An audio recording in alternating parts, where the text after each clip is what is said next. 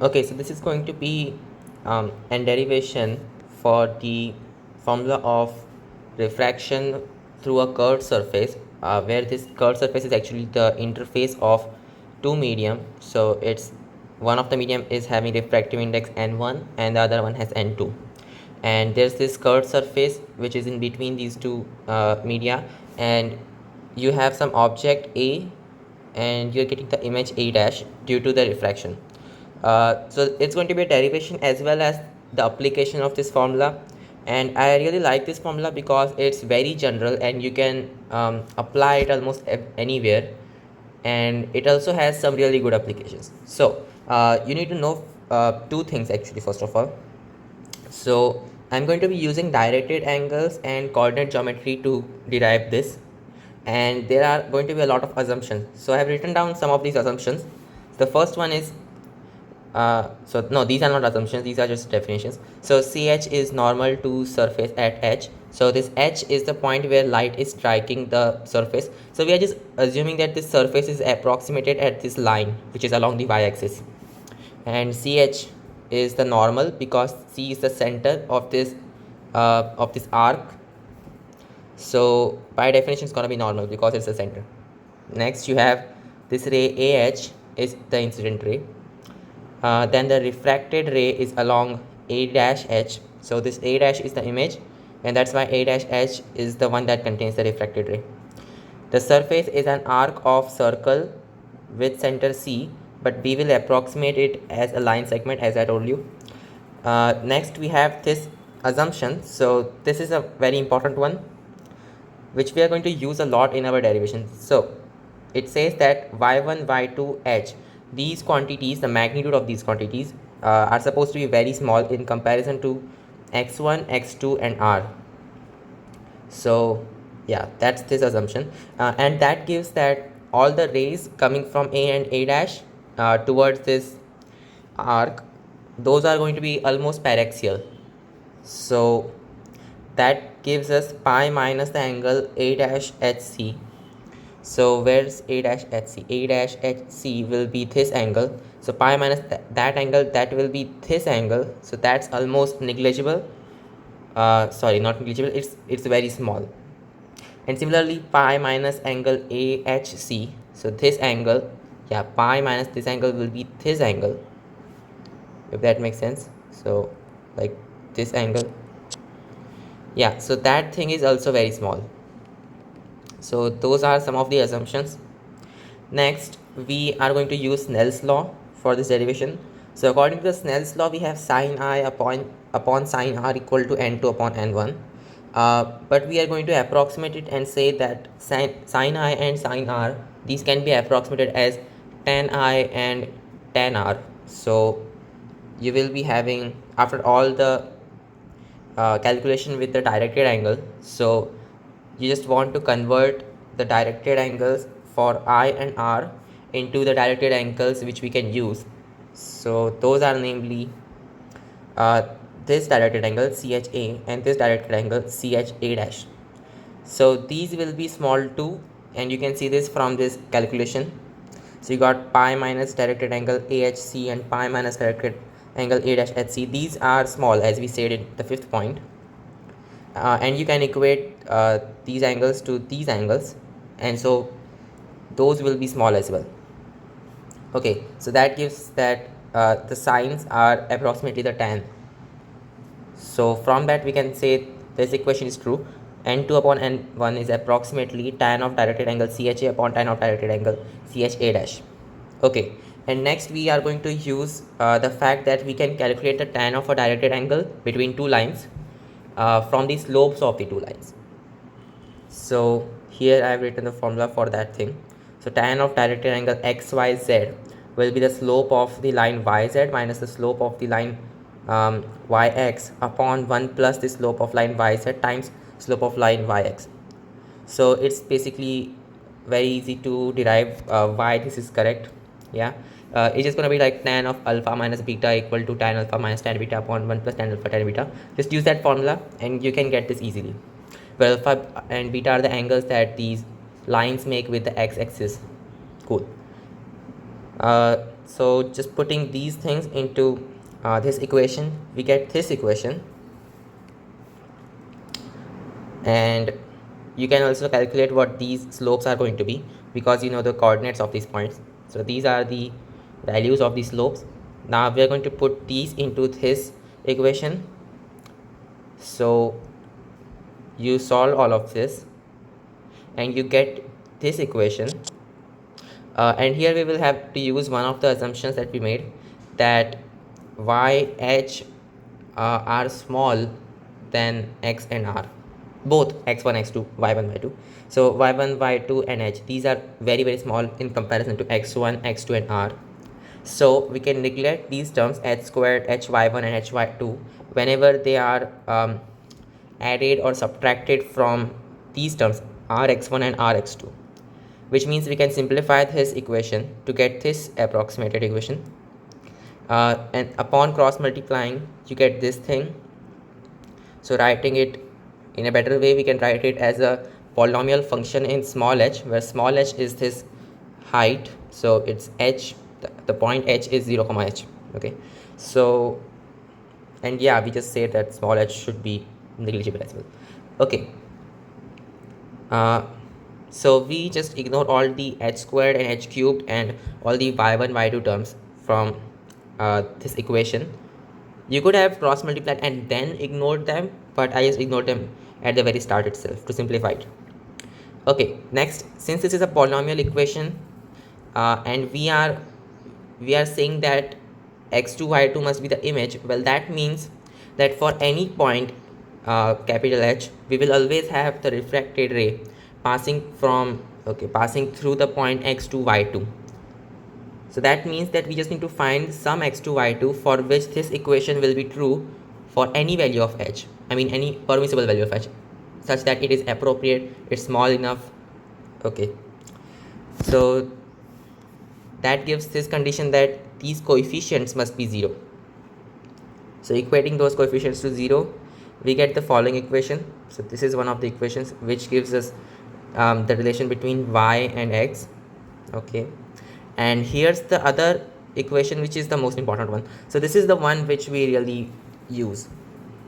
So rearranging this equation, we get this thing, then this thing, and from that we can write this equation, which is basically the formula for refraction at curved surface.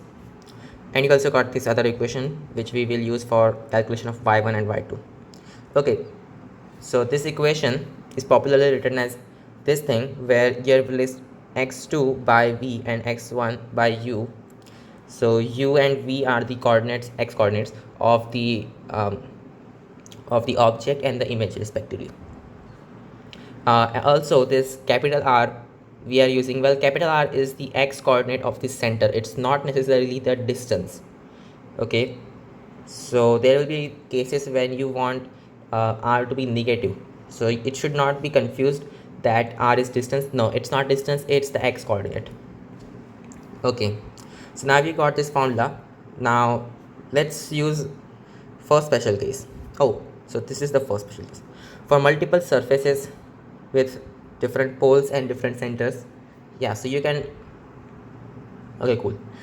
So this is basically the thing that if you got multiple surfaces at some distances apart from each other, which are not negligible yet, we will neglect them in a later application. So for that thing, we can write these equations. So here n0 is the index of the medium in which the object is kept, u is the x coordinate of the object, and v1, v2, v3, these are the x coordinates of the hypothetical images that you should get but you don't get. You just get the final image. So v1 would be the image if you only did refraction for the first surface, and then v2 would be if you did refraction for the first and second surface, and so on. So what you do is that after refracting through one surface, you take the image as the object for the next surface and keep on going like that till you eventually get the final image. So the final image will be vk comma whatever y coordinate it has. Okay, so let's use first special case, which is when these poles of the surfaces, these are almost coincident, and they are coincident at the origin, so we can take the origin to be anywhere, right? And this formula is still applicable. So from that we have, and by this formula I mean the formula which we wrote over here, not that formula, because that's only applicable when you take v1 u and all of these with respect to the origin, okay, and the origin must be at the pole. But this is applicable for any coordinate of the pole, which means you can take the origin to be anywhere. Okay, so when we say that p1 p2 p3 and so on, these are all 0, you just get these equations, and adding all of these equations, you should be seeing that this is a telescoping series, so this term cancels with this term will cancel with the next term, and so on. So telescope this, you just get nk upon vk minus n naught upon u equal to this summation, so the sum of all of these values, so summation of ni minus 1 upon ri from 1 to k. So here's another special case. When k equals to 2 and n2 equals to n naught, this becomes a Lensmaker's formula.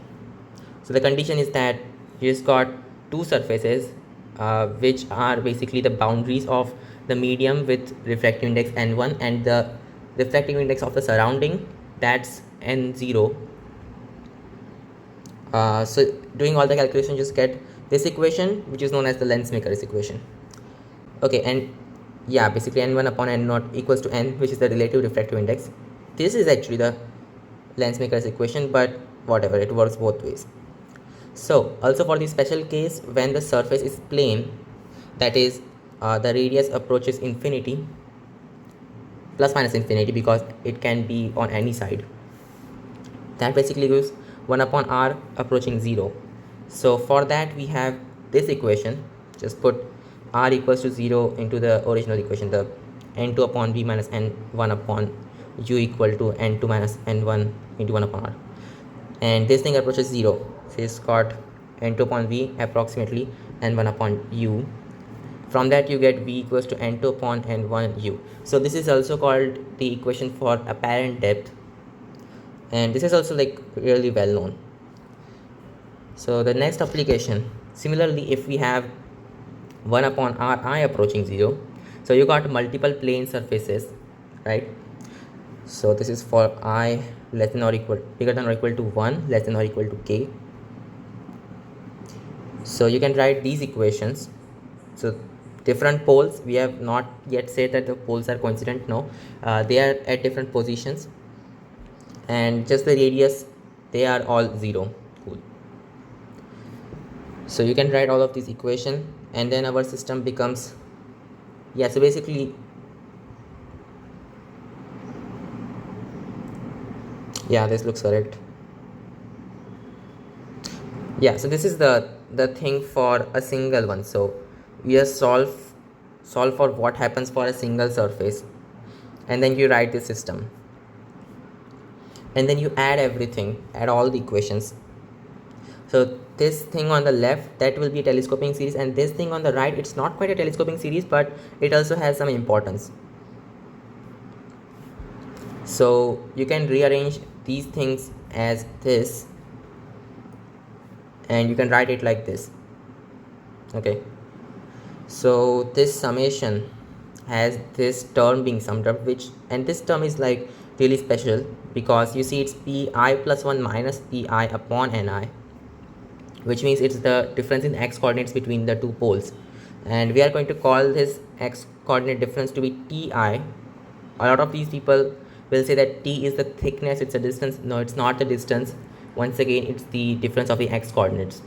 And yeah, it just so happens that pi plus 1 is going to be greater in x coordinate than pi, which means that yes, this is a positive quantity, but it's not distance entirely, it's the difference in x coordinates. That's all we can say about it.